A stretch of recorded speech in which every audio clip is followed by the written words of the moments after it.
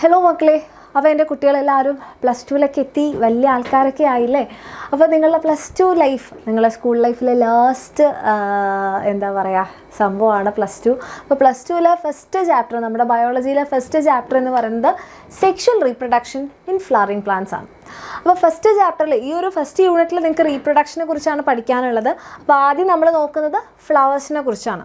അപ്പോൾ നമ്മളൊരു ചെടി എടുത്തു കഴിഞ്ഞാൽ നമുക്ക് ആ ചെടിയിൽ നമുക്കറിയാം റൂട്ട് ഉണ്ട്, സ്റ്റെം ഉണ്ട്, ലീഫ് ഉണ്ട് അല്ലേ.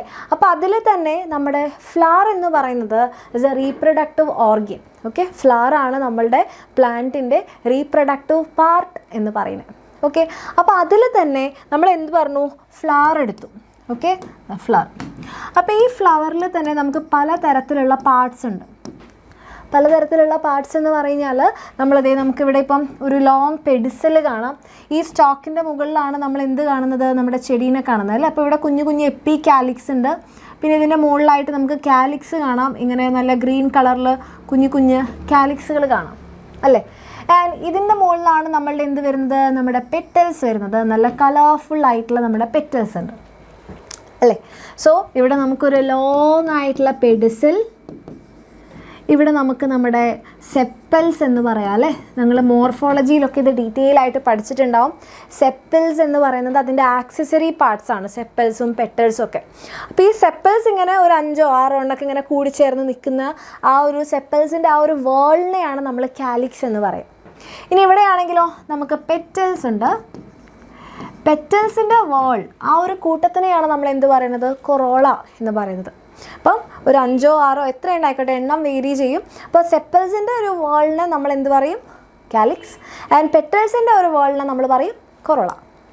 ഓക്കെ, സോ ഈ പറഞ്ഞ ഭാഗങ്ങളൊക്കെ ഫ്ലവറിൻ്റെ അടുത്തേക്ക് ഇപ്പോൾ പോളിനേഷനൊക്കെ നടക്കാൻ വേണ്ടിയിട്ട് നമ്മളെ ഇൻസെക്ട്സിനൊക്കെ അട്രാക്റ്റ് ചെയ്യാനുള്ള പാർട്സാണ്.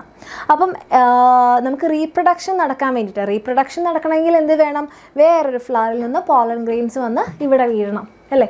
അപ്പം റീപ്രൊഡക്ഷനെ സഹായിക്കുന്ന ഭാഗങ്ങളാണ് ഈ പറഞ്ഞ ആൾക്കാർ. അപ്പോൾ അതുകൊണ്ട് തന്നെ ഇവരെയൊക്കെ നമ്മൾ എന്ത് പറയും, ഇവരൊക്കെ നമ്മൾ പറയും ആക്സസറി പാർട്സ്. ആക്സസറി പാർട്സ് എന്നാണ് പറയുക. അപ്പോൾ ഇവരുടെ റീപ്രൊഡക്റ്റീവ് പാർട്ട് ഏതാണ്?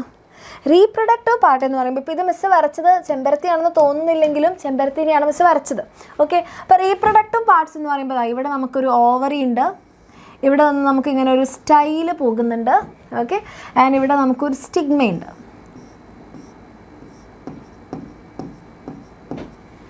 ഇതാണ് നമ്മളുടെ ഫീമെയിൽ റീപ്രൊഡക്റ്റീവ് പാർട്ട്. ഇവിടെ ഇങ്ങനെ ഇരിക്കുന്നതാണ് നമ്മളുടെ സ്റ്റിഗ്മ. ഇങ്ങനെ നീണ്ട സ്റ്റോക്കാണ് നമ്മളുടെ സ്റ്റൈൽ. ആൻഡ് ഇവിടെ ബേസിലിരിക്കുന്ന സ്വെള്ളൺ പാർട്ടാണ് നമ്മളുടെ ഓവറി. ഓക്കെ, ഈ 3 ഭാഗങ്ങൾ ചേരുന്നതാണ് നമ്മളുടെ female reproductive part. Female reproductive part. ഈ ഫീമെയിൽ റീപ്രൊഡക്റ്റീവ് പാർട്ടിനെയാണ് നമ്മൾ എന്ത് പറയുക, പിസ്റ്റൽ അല്ലെങ്കിൽ കാർപ്പൽ എന്ന് പറയും. ഓക്കെ, പിസ്റ്റൽ ഓർ കാർപ്പൽ, ഇതാണ് നമ്മുടെ ഫീമെയിൽ റീപ്രൊഡക്റ്റീവ് പാർട്ട്, പിസ്റ്റൽ അല്ലെങ്കിൽ കാർപ്പൽ.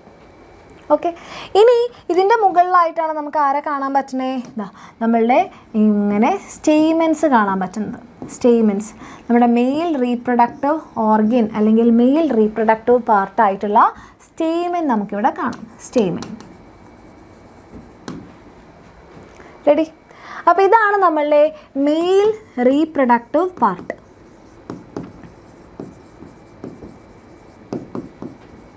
ഇതാണ് നമ്മളുടെ ഒരു ടിപ്പിക്കൽ ഫ്ലവർ. നിങ്ങളൊരു ബേസിക് ലെവൽ അറിഞ്ഞിരിക്കേണ്ട കാര്യമാണ്.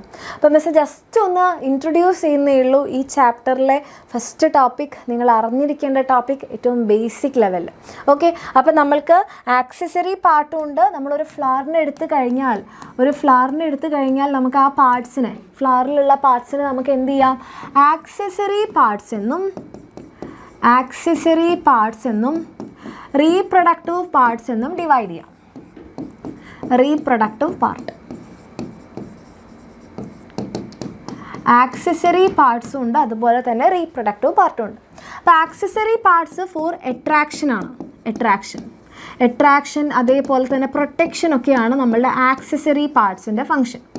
അതിൽ വരുന്നതാണ് നമ്മളുടെ സെപ്പൽസ്, പെറ്റൽസ്. ഓക്കെ, ഇതിൻ്റെ ഒരു കൂട്ടത്തിനെയാണ് നമ്മൾ എന്ത് പറയുന്നത്? കാലിക്സ്. ഇതിൻ്റെ ഒരു കൂട്ടത്തിനെയാണ് നമ്മൾ പറയുന്നത് കൊറോള.